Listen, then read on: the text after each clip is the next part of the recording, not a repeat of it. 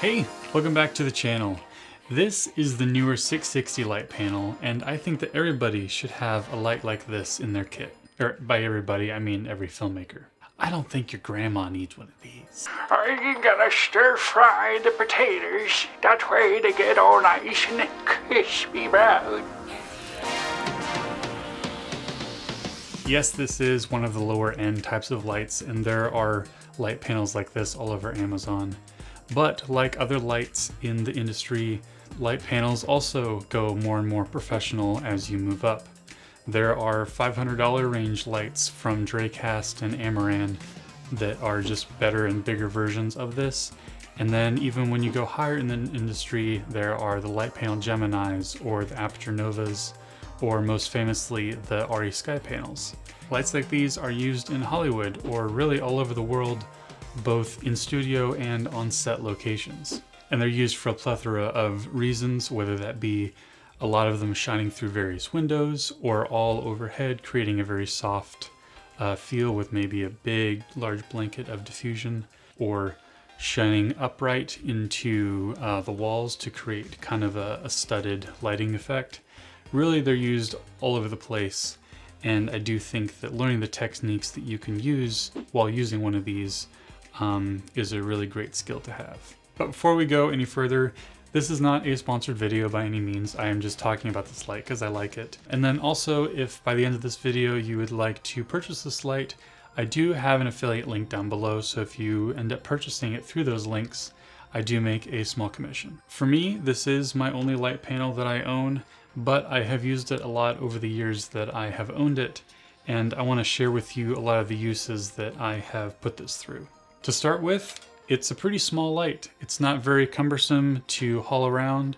It fits in a very small package, and it's very simple to just take out of the case, throw some batteries on, and set on the floor, and you're ready to go. And because it's small, it can be used to boom overhead, whether it be for just a singular key light, or maybe it be for adding some hair light or backlight to your subject. I've used it for both those options, and I will say that if you are booming it overhead, you probably want to have a strong stand holding this, otherwise it can get a little bit tipsy. And then that kind of brings us to build quality. This light is primarily metal. The barn doors and all the fittings on the barn doors are metal, the back of the light is metal, and then the whole yoke system and then where you put it into the light stand is also metal. The only plastic in here is the front diffusion plate and the back portion where the batteries go and where the intensity knobs are. But speaking of build quality, you may have noticed that some of the paint has worn off on the barn doors. Some of that is just from general wear and tear, but this segment is just from gaff tape being taken off. So the barn doors are metal, but the paint job on here is not quite as high quality. And one of the most useful things with this light is that it can be powered off of NPF battery. It has room for 2 of them on here, and because this light is only a 40-watt light, it does not pull a lot of power, so I've actually never had any of my NPF batteries run out on me while shooting. So I think that there are around 4 primary uses for a light like this.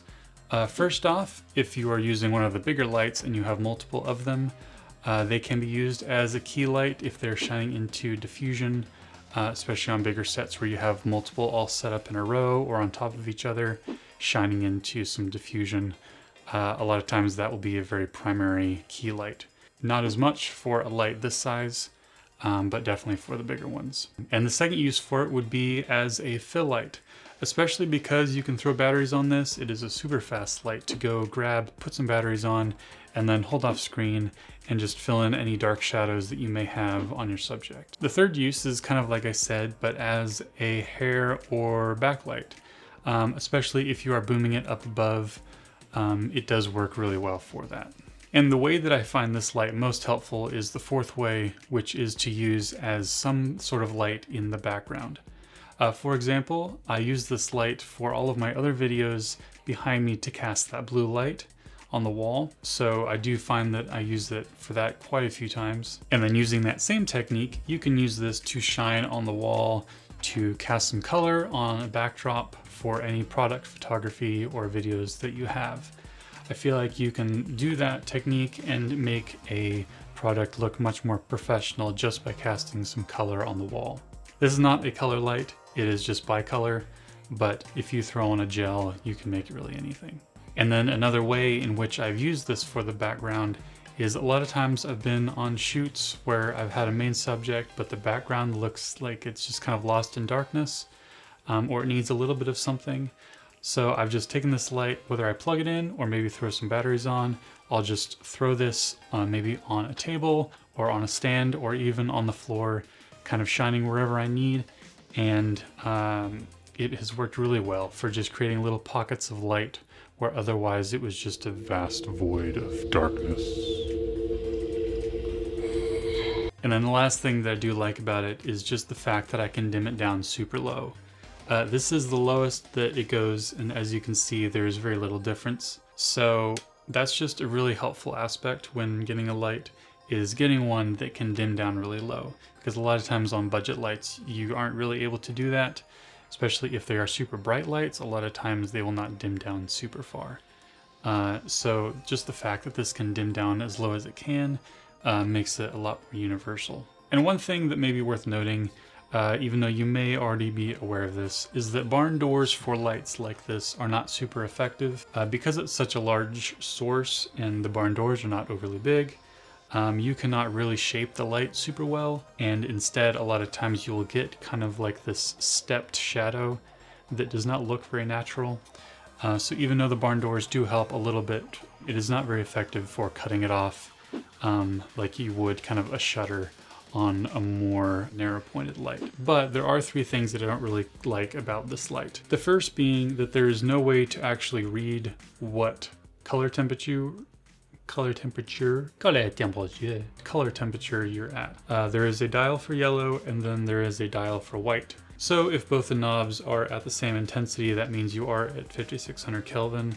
But other than that, you just kind of have to do a lot of guesswork in order to find out what color temperature you are reading at. The second thing that I do think is kind of a design flaw is that when you want to point this down, you actually cannot, because the barn door is in the way. In order to point this light anywhere more down than that, you actually have to flip it upside down, and then it sort of works. But even then, the barn door does kind of get in the way, and it's not super helpful.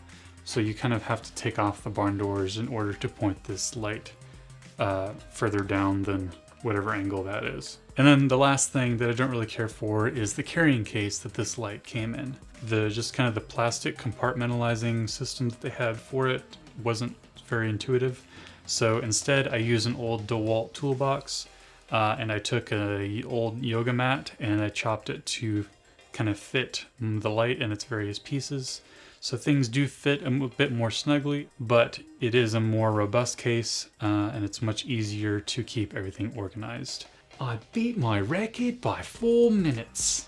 But that's about all I have to say about this light. Like I said, I really like it. I do think that it is really useful to have in your kit, and I do think that there should be a light panel in your kit somewhere, regardless of where you are in your career. But really, that's all I have to say about it. So if you did like this video, go ahead and do give it a like.